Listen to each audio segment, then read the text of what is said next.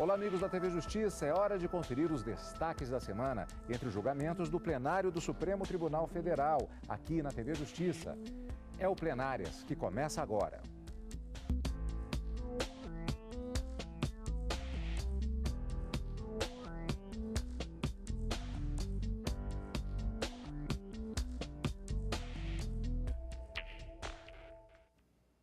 Os destaques da semana entre os julgamentos do plenário do Supremo Tribunal Federal dos dias 5 e 6 de outubro de 2016. Aliás, Karina, não apenas os julgamentos, porque nesta semana nós tivemos uma iniciativa da ministra Carmen Lúcia, presidente do Supremo Tribunal Federal, em marcar a data da quarta-feira, dia 5 de outubro, por conta do aniversário de 28 anos da promulgação da Constituição Federal de 1988, com a presença do presidente da República, Michel Temer, no plenário do Supremo Tribunal Federal. É um evento histórico e uma coincidência também, Cadu, quando a Constituição foi promulgada, 5 de outubro de 1988, coincidentemente caiu também numa quarta-feira. E a ministra Carmen Lúcia quis fazer essa homenagem pouco antes da sessão jurisdicional iniciar a partir das 14 horas. Sem dúvida alguma, uma sessão de julgamentos para ficar na história, não é? Como você mesmo disse. Mas a sessão da quarta não teve somente essa homenagem aos 28 anos da Constituição Federal da República do Brasil.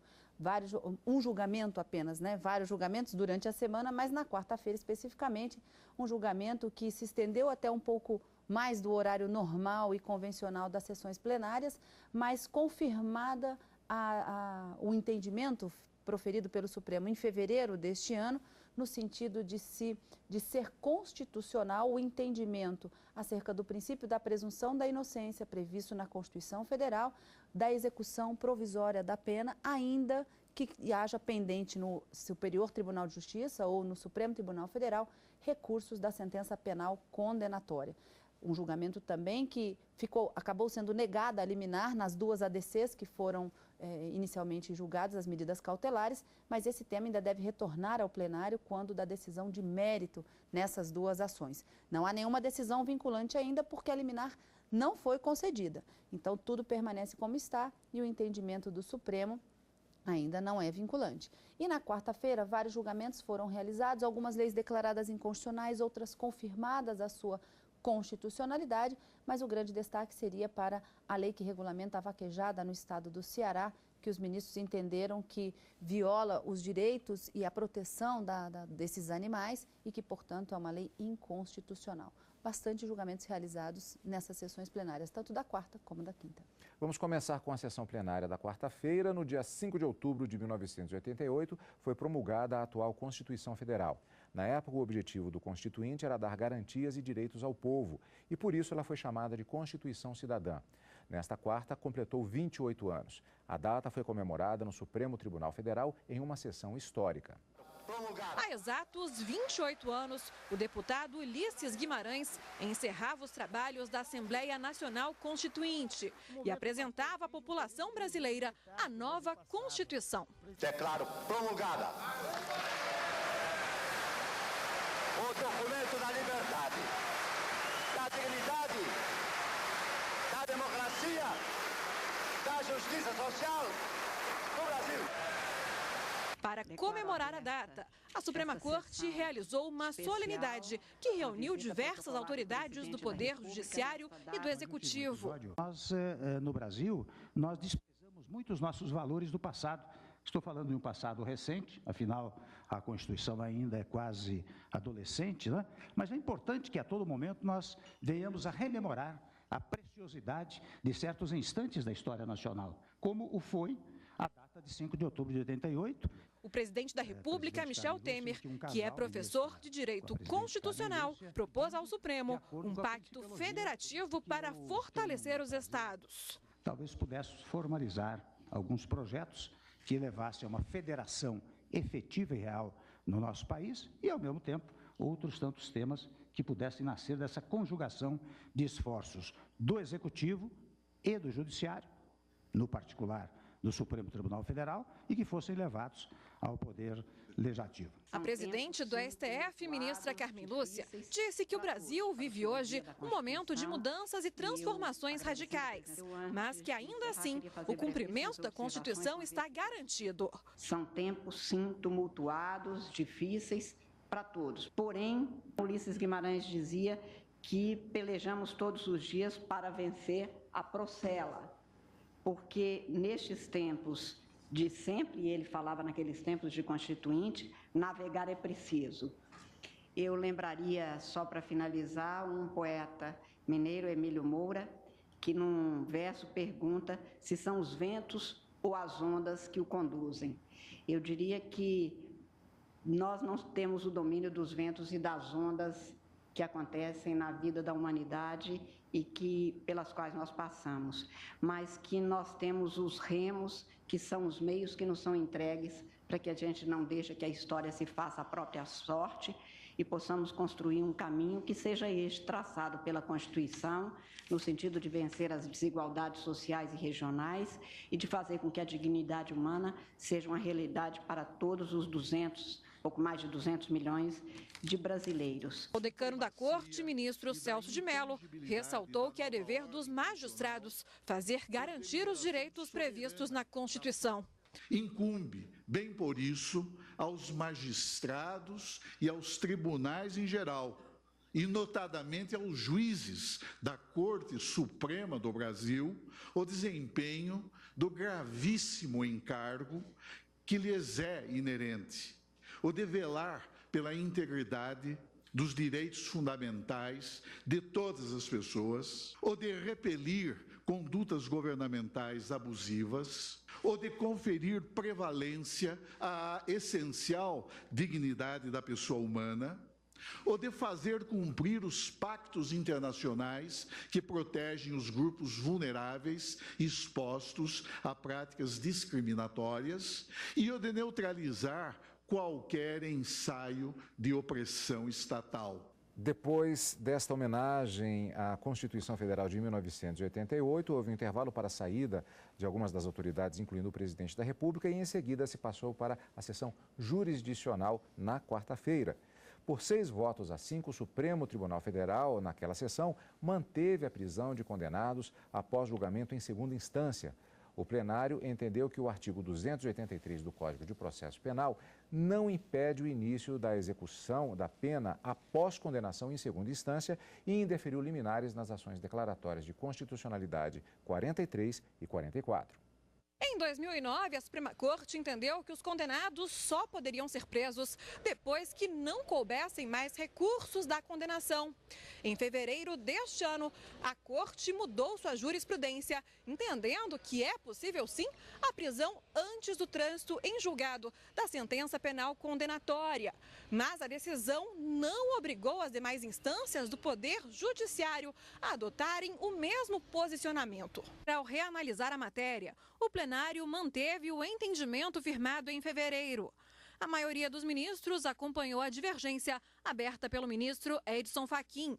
Ele defendeu a prisão após a condenação em segunda instância pelos tribunais de justiça e tribunais regionais federais. Um entendimento que vigorou desde a promulgação da Constituição de 1988 até 2009, por quase 21 anos, portanto, segundo o qual o efeito meramente devolutivo dos recursos especial e extraordinário não colide com o princípio constitucional da inocência, da presunção de inocência, previsto no artigo 5º, inciso 42 da Constituição Federal. Como se vê, 21 anos dos 28 que hoje completa a Constituição registrou essa compreensão. Para o ministro Luiz Roberto Barroso, impedir a prisão antes do trânsito em julgado é inadequado. Porque impede a efetivação da norma penal que protege o direito à vida, que protege o direito de propriedade, que protege a integridade física e moral das pessoas, que protege a moralidade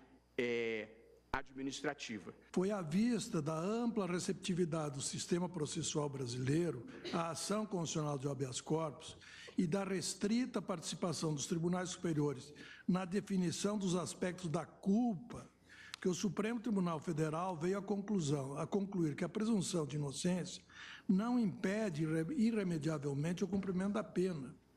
A dignidade defensiva dos acusados deve ser calibrada em termos de processo a partir das expectativas mínimas de justiça depositadas no sistema criminal do país. Se, de um lado, a presunção da inocência, juntamente com as demais garantias de defesa, devem viabilizar ampla disponibilidade de meios e oportunidades para que o acusado possa intervir no processo em detrimento da imputação contra si formulada, de outro, ela não pode esvaziar o sentido público de justiça, que o processo penal deve ser minimamente capaz de prover para garantir a sua finalidade última de pacificação social. Nós estamos discutindo isso porque nós estamos mais preocupados com o direito fundamental do acusado. Nós estamos esquecendo do direito fundamental da sociedade, que tem, evidentemente, a prerrogativa de ver aplicada a sua ordem penal. O que diz o artigo 5º, inciso 57, é que ninguém será considerado culpado até o trânsito julgado da sentença penal condenatória. Mas a Constituição Federal, ela tem um artigo especificamente sobre a prisão. Isso aqui não tem nada a ver com a prisão em segunda instância. O que tem a ver com a prisão é o inciso 61. Ninguém será preso em flagrante delito ou por ordem escrita e fundamentada da autoridade judiciária competente, salvo nos casos de transgressão militar ou crime propriamente militar definidos em lei. Então, eu entendo que se a vontade do Constituinte fosse exatamente de condicionar a execução da sentença ao trânsito do julgado, ele teria inserido nesse dispositivo. E, na verdade, a própria Constituição Federal tem várias hipóteses que permite a prisão em vários delitos. Racismo, tráfico de drogas, tortura, terrorismo, crimes hediondos, nada com o trânsito julgado. Permite essa prisão, independentemente do trânsito em julgado. No próximo bloco, nós vamos continuar vendo a manifestação de outros ministros do Supremo Tribunal Federal nesta votação, neste julgamento. E você vai ver também os julgamentos que foram destaque na sessão plenária da quinta-feira, daqui a pouquinho.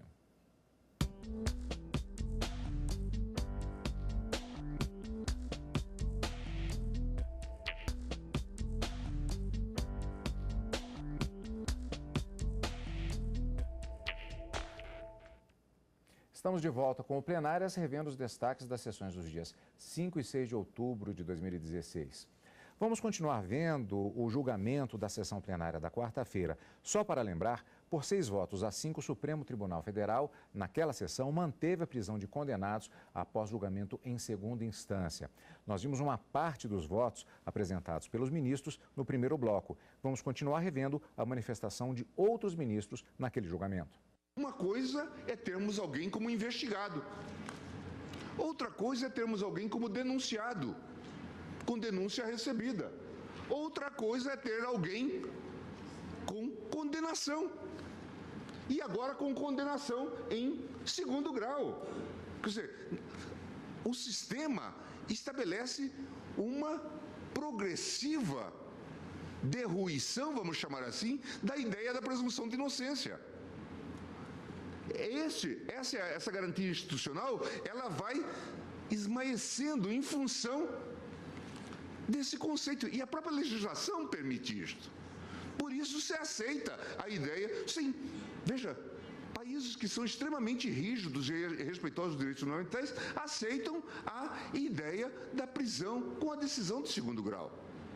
Evidentemente, e nós nos deparamos com isso todo dia, poderá haver, sim, situações de abuso, que nós reparamos com o habeas corpus, que permite discutir todas as questões, inclusive com a possibilidade de concessão de liminar.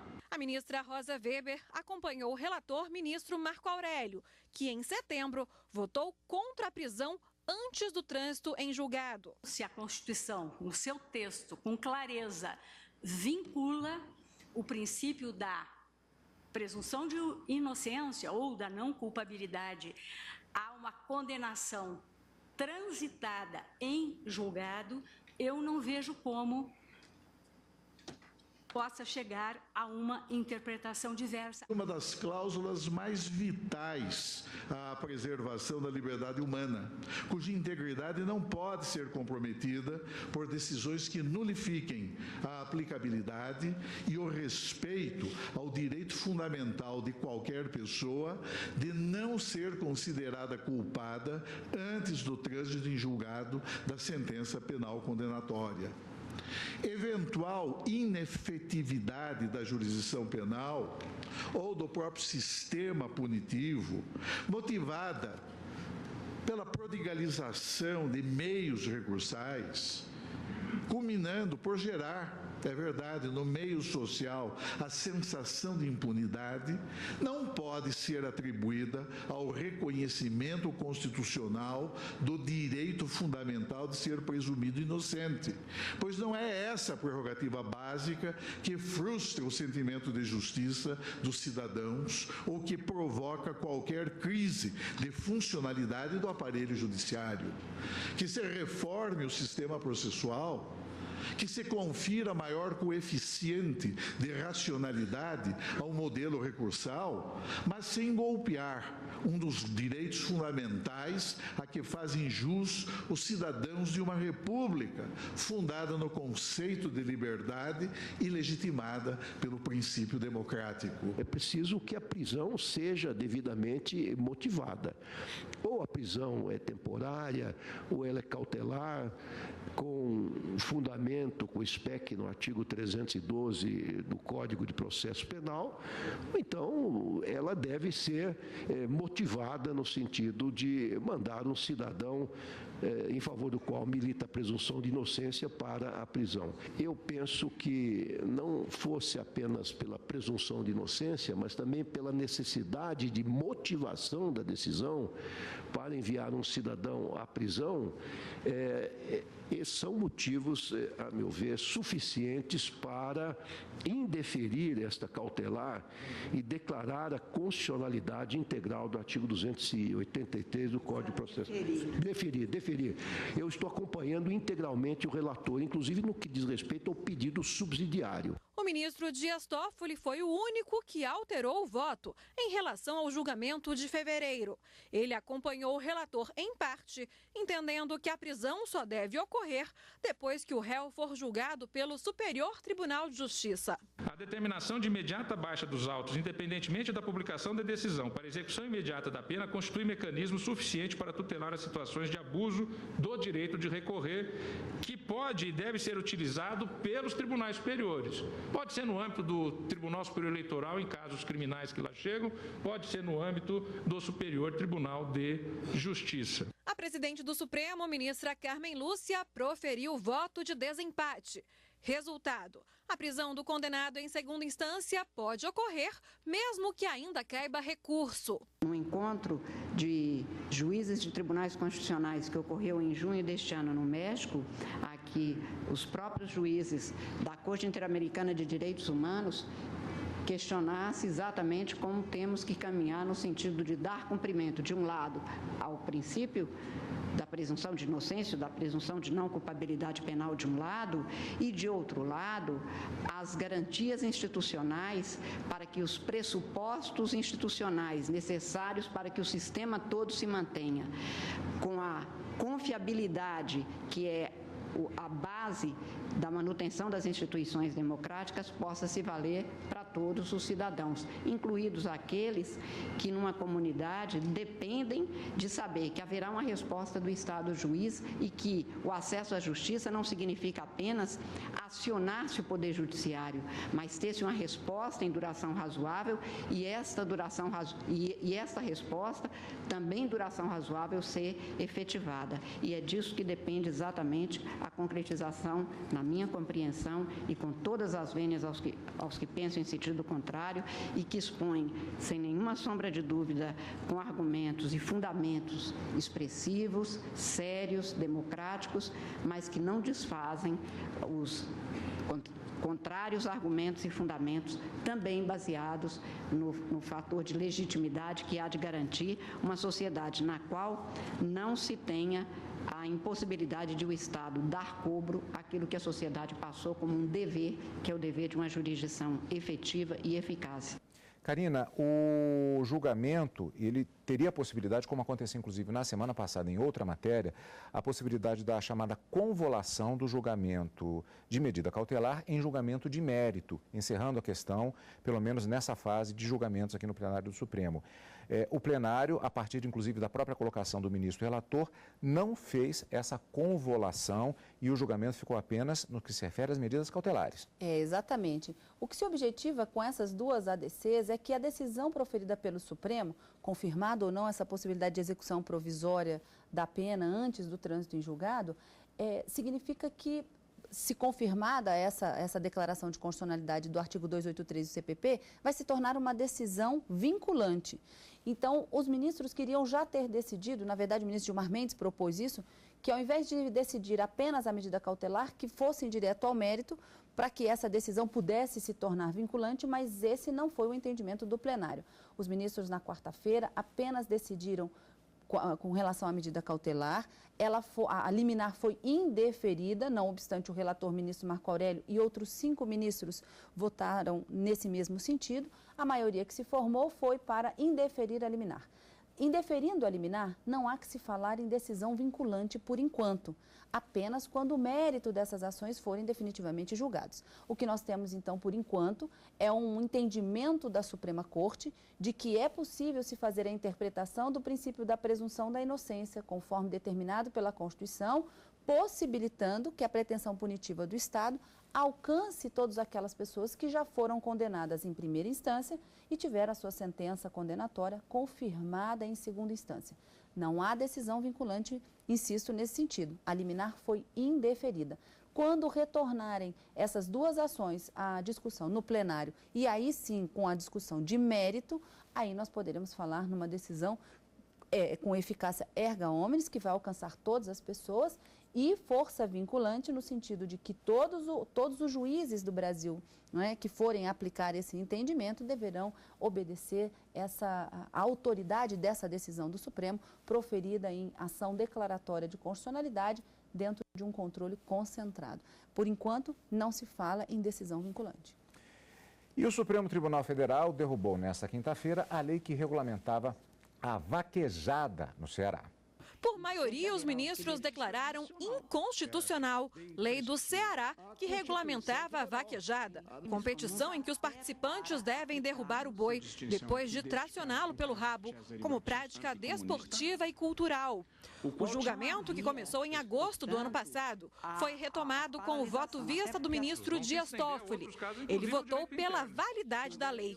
Vejo com clareza solar que a atividade hoje trata-se de uma atividade esportiva e festiva que pertence à cultura do povo nordestino deste país. Ela é secular e, portanto, entendo que há de ser preservada. Mas a maioria dos ministros votou pela proibição da vaquejada. Não me vi convencida dos argumentos, no sentido de que, pela legislação, se tentou exatamente dar um maior cuidado ao treinamento, um tratamento talvez cuidadoso com os animais para que não se chegasse a esta situação de agressão. Não foi o que me pareceu e, portanto, neste caso, me pareceu que tem razão o Procurador-Geral ao requerer a declaração de constitucionalidade dos dispositivos impugnados. Ainda durante a sessão, os ministros começaram a debater se crimes contra a humanidade são imprescritíveis. O julgamento foi suspenso por um pedido de vista do ministro Teori Zavascki. O plenário está analisando o pedido de extradição do argentino Salvador Siciliano. Ele é acusado de ter participado de uma organização parapolicial chamada AAA, que atuou na Argentina entre os anos de 1973 e 1975 e se dedicou a matar militantes de esquerda. No STF, a defesa do argentino negou os fatos e alegou que, como os crimes imputados a ele têm natureza política, o Brasil não poderia extraditá-lo. O procurador-geral da República, Rodrigo Janot, rebateu o argumento da defesa do argentino. A cláusula de proteção constante do artigo 5º, inciso 52 da Constituição da República, que veda a extradição de estrangeiros por crime político ou de opinião, não se estende, por tal razão, ao autor de delitos de natureza terrorista, considerado o frontal repúdio que a ordem constitucional brasileira dispensa ao terrorismo e ao terrorista. O relator do caso, o ministro Edson Fachin, votou pela extradição e destacou que, pela legislação brasileira, o crime estaria prescrito. Mas, no caso, se sobrepõem os tratados internacionais, dos quais o Brasil é signatário e que indicam que os crimes contra a humanidade são imprescritíveis. A prescrição deve ser verificada apenas de acordo com o disposto na lei brasileira. Em meu modo de ver, e com todo o respeito e vênia, em meu modo de ver, tem como resultado transformar o país em um abrigo de imunidade para os autores das piores violações contra os direitos humanos. O ministro Luiz Roberto Barroso acompanhou o relator. Acho que sem nenhum resquício ideológico é possível afirmar que o cometimento de crimes dessa gravidade em nome do Estado constitui crime contra a humanidade. Esses foram os destaques da semana no plenário do Supremo Tribunal Federal. Encontro marcado já na próxima semana, portanto, Karina. Na próxima semana com o direto do plenário e no final de semana com plenárias. Obrigado pela sua companhia e continue conosco na TV Justiça.